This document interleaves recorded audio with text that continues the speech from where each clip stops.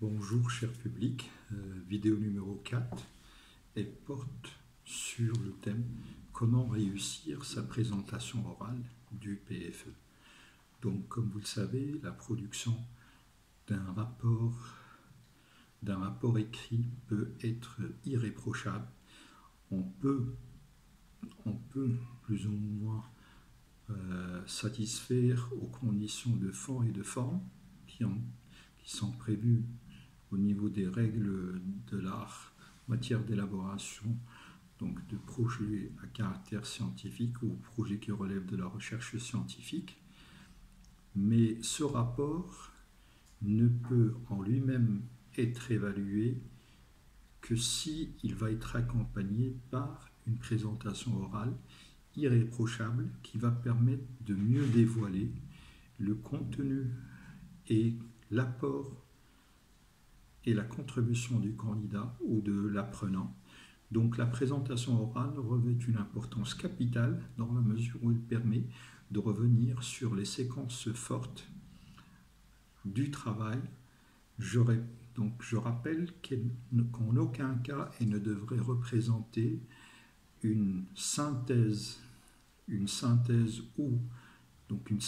travail qui a été accompli, ou éventuellement une reproduction fidèle d'un certain nombre de séquences qu'on peut facilement identifier au niveau du rapport écrit, mais il s'agit d'une présentation qui soit pertinente, très ciblée, et qui permet à l'apprenant ou au candidat de dévoiler donc l'appropriation du thème, la maîtrise du sujet et surtout présenter la démarche adoptée pour parvenir à présenter les résultats et éventuellement l'effort de prise de recul qui a été développé. Donc, si la présentation elle va être faite entre 15 à 20 minutes, le choix du nombre de slides à prévoir est quelque chose de très pertinent, dans la mesure où il existe une règle de base qui représente une jurisprudence ou éventuellement le fruit d'un certain nombre d'observations qui ont été faites par rapport aux différentes soutenances ou présentations. Généralement, les membres de jury retiennent une moyenne de 2 minutes par slide. Donc, si vous avez 15 minutes, il est clair que vous ne pouvez pas dépasser 8 slides. Sinon, si vous avez 20 slides, donc si vous avez affaire à 20 minutes, donc vous pouvez vous limiter donc à 10 slides. Donc, toutefois, des fois, pour des raisons de pertinence et de volonté, et surtout de volonté de prévoir donc des éléments pouvant mieux permettre de vendre le projet. Donc on va surtout chercher à ce que nous puissions donc éventuellement rester dans la limite de 10 à 12. Donc cette présentation orale, elle devrait revenir sur les éléments suivants. Dans un premier temps, nous allons présenter la page de garde, donc qui peut mentionner donc les logos donc éventuellement de l'entreprise ou de l'établissement, donc l'établissement d'enseignement en question. Deuxième slide, il devrait être consacré à l'introduction, d'accord? Donc cette introduction, elle devrait être présentée à travers des points et non des paragraphes. Je répète que le choix des idées maîtresses dans le cadre de la présentation du PPT est un exercice qui devrait être mis au point.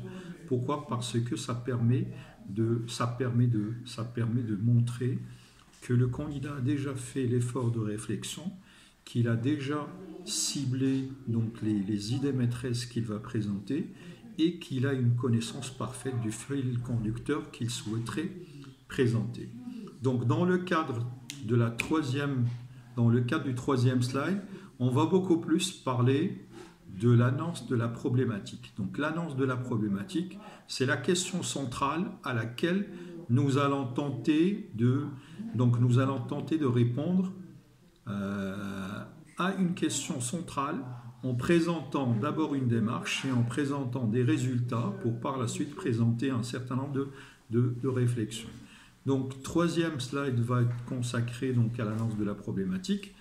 Donc, théoriquement, donc, le quatrième slide devrait permettre donc, au candidat de présenter la démarche adoptée qu'il va présenter pour présenter des éléments de réponse à la problématique annoncée.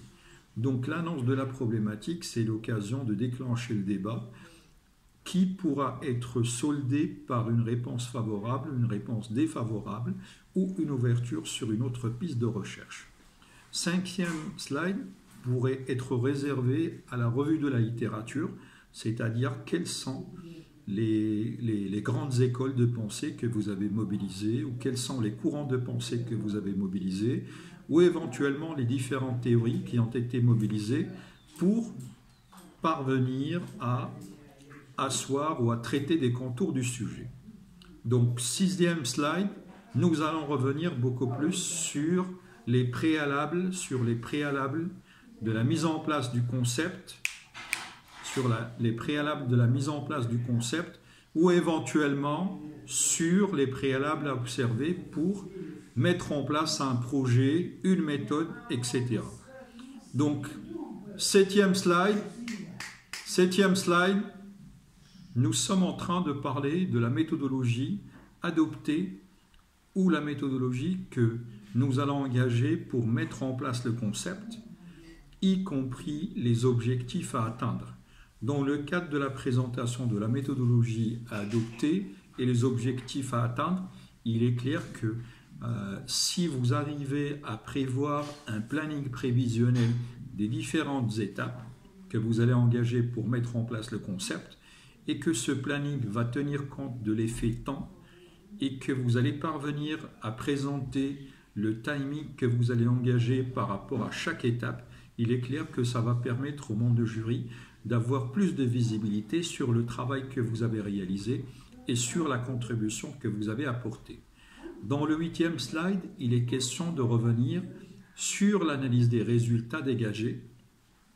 Ces résultats dégagés représentent le fruit de l'expérimentation que vous allez faire sur la base de l'utilisation de la méthode, de la démarche, du procédé, et ainsi de suite. Donc, ces résultats, comme ils ne peuvent pas être optimaux, comme le parfait n'est pas de ce monde, donc ces résultats ne peuvent pas représenter 100% des objectifs prévus. Donc il va y avoir un écart certainement donc défavorable qui peut s'expliquer par plusieurs raisons.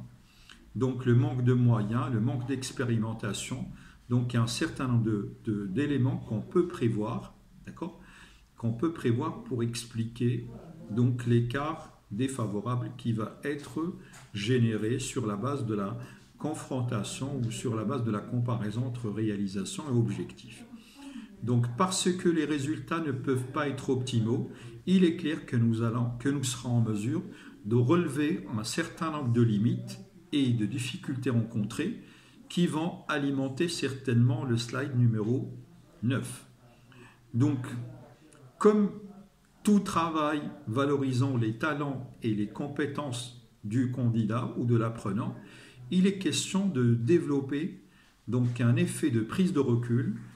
Cet effet de prise de recul qui permet de valoriser donc le travail réalisé par l'apprenant ou le candidat va se manifester à travers la qualité des résultats obtenus, sa capacité à analyser et interpréter ces résultats, mais aussi à identifier les limites et les difficultés rencontrées.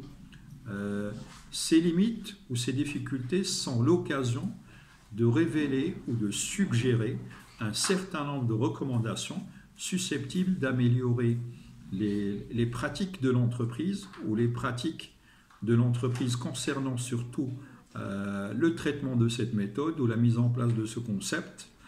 Ces recommandations peuvent être à caractère général comme elles peuvent être spécifiques au thème que vous traitez. Et en fin de compte, donc, une conclusion qui permet de dégager l'idée maîtresse ou l'idée de base ou donc l'idée sur laquelle a été construit donc le projet de fin d'études, une réponse éventuelle, donc une réponse définitive à la problématique qui a été déjà annoncée, et troisième piste, une ouverture sur une nouvelle problématique ou une thématique plus large. Merci de votre attention et à la prochaine vidéo.